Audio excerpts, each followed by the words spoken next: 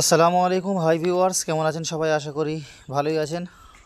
আজকে আবার একটি নতুন ভিডিও নিয়ে চলে এলাম। যে ভিডিওটা শুরুতেই দেখেই হয়তো বুঝতে পারছেন বা থাম্বনেল দেখে বুঝেই গেছেন। তো যাই হোক, এখানে দেখতে পাচ্ছেন যে আমি একটা গাছ বসাচ্ছি। এই গাছটা অ্যাকচুয়ালি হচ্ছে পেঁপে গাছ। আমরা যারা গাছ সম্বন্ধে জানি বা চাষ সম্পর্কে জানি তারা অবশ্যই বুঝতে পেরেছেন বা চিনতেও পেরেছেন। এখানে আর এক্সট্রা কিছু বলার কিছু নেই। কিন্তু এই গাছের গোড়ায় যে একটা নীল মতো যে জিনিসটা দেখতে পাচ্ছেন, ওইটা কি অ্যাকচুয়ালি হয়তো না দেখলে বুঝতে পারবেন না। ওইটা হচ্ছে যে অ্যালোভেরার যে গাছ হয়, ওই অ্যালোভেরা গাছের একটা পাতা বা একটা ডাল আমি কেটে নিয়েছি। কারণ হচ্ছে দেখতে পাচ্ছেন এখানে আমি এই অ্যালোভেরার ডালটা নিয়ে একটু ফাঁকা করে চিড়ে নিয়ে তার ভিতরে গোড়াটা লাগিয়ে দিয়েছি, যাতে করে রসের অভাব না হয়। কারণ হচ্ছে যেখানটায় আমি গাছগুলো লাগানোর জন্য নিচে দেখতে পাচ্ছেন এখানে চারিদিকে সব ইটের গুঁড়ো পড়ে আছে। ইটের গুঁড়ো থাকার কারণে এটা ঠিকঠাকভাবে কাজ হবে না। সেই জন্য যাতে রসের অভাব না হয়। আর দেখতে পাচ্ছেন একটা জিনিস, যে আমি গাছগুলো যখন তুলেছি, বীজগুলো ছোট ছোট তোলার সময় কিন্তু গাছের গোড়ায় এক ফোঁটা মাটি নেই। আর মাটি না থাকার কারণে এই অ্যালোভেরার জেলটা দিয়ে গাছগুলো বসাচ্ছে।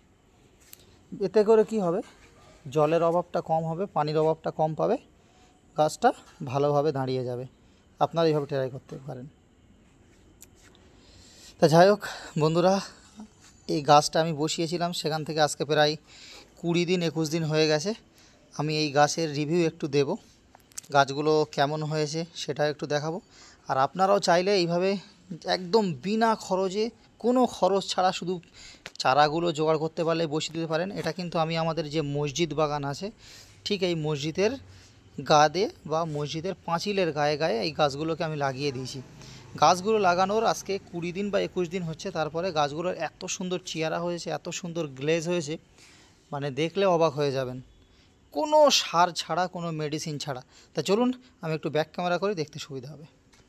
ফাইনালি বন্ধুরা দেখতে পাচ্ছেন এখানে গাছগুলো আজকে 20-21 দিনের মধ্যে কেমন তৈরি হয়ে গেছে। আর গাছের কালারগুলোও দেখতে পাচ্ছেন। সবথেকে এখানে একটা প্লাস পয়েন্ট হয়ে গেছে, যখন আমি গাছগুলো লাগিয়েছিলাম তার পরের দিন থেকে বৃষ্টি শুরু হয়ে গেছিলো, যাতে করে এই গাছগুলোর কোনো আর সমস্যা হয়নি। তো যাই হোক, গাছগুলো খুব সুন্দর হয়েছে। এখানে আমি যতগুলো গাছ লাগিয়েছিলাম একটু দেখিয়ে দিই। দেখতে পাচ্ছেন জায়গায় জায়গায় 2 পিস করে আছে।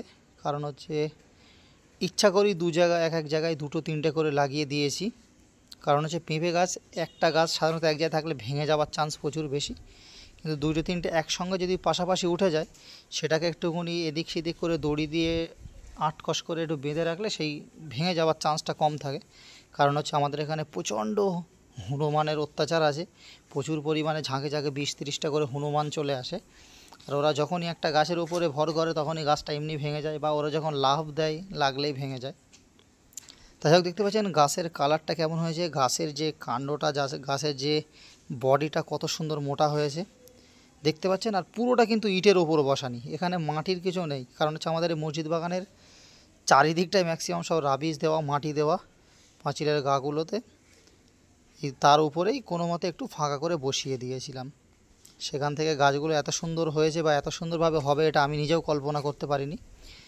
আর এই যে পেঁপের বীজগুলো কিন্তু কেনা নয়, এগুলো একটা এমনি খাওয়ার জন্য পেঁপে কেনা হয়েছিল। সেখান থেকে বীজগুলো এক জায়গায় ফেলা ছিল, সেখান থেকে চারা বেরিয়েছে, সেখান থেকে তুলে এইভাবে বসানো হয়েছে। দেখতেই পাচ্ছেন যেখানে যেখানে বসিয়ে দিয়েছি প্রত্যেকটা গাছই ধরে গেছে, দুটো একটা গাছ মরে গেছে। কোনো সার ছাড়া, কোনো কিছু ছাড়াই গাছগুলো কত সুন্দর হয়েছে। আপনারা চাইলে এই পেঁপে গাছ যে কোনো জায়গায় এইভাবে বসাতে পারেন। আর পেঁপের এই সব গাছগুলোতে প্রচুর পরিমাণে ফলন হবে। কারণ হচ্ছে চাষের মাটিতে একটু সমস্যা হয় অনেক সময়, কিন্তু এখানে সার ছাড়া এত সুন্দর গাছ যেমন হয়েছে, ফলনটাও খুব সুন্দর হবে আশা রাখি। এখানে দেখছেন, এখানে ওই লাইনে পুরো ইটের মধ্যে দেখতে পাচ্ছেন, এখানে গাছের গোড়াতে সব ইট এবং রাবিশের গুঁড়ো ছাড়া আর কিছুই নেই। তাই চাষ সম্পর্কে যাদের ভালো নলেজ আছে বা ভালো জানেন, তারা অবশ্যই কমেন্ট করে জানান যে এরপরে কী করা যেতে পারে। আমার দেখতে আমি যতটুকু পারি চেষ্টা করেছি, লাগিয়ে দিয়েছি। মার্শাল্লাহ গাছগুলো খুব সুন্দর ধরে গেছে। এটা দেখে ফল হোক না হোক আমার খুব আনন্দ হচ্ছে। গাছের বডিগুলো এত সুন্দর হয়েছে, এত সুন্দর কালার পাতাগুলো। আজকে 20-21 দিন অথবা 22 দিন হবে আনুমানিক।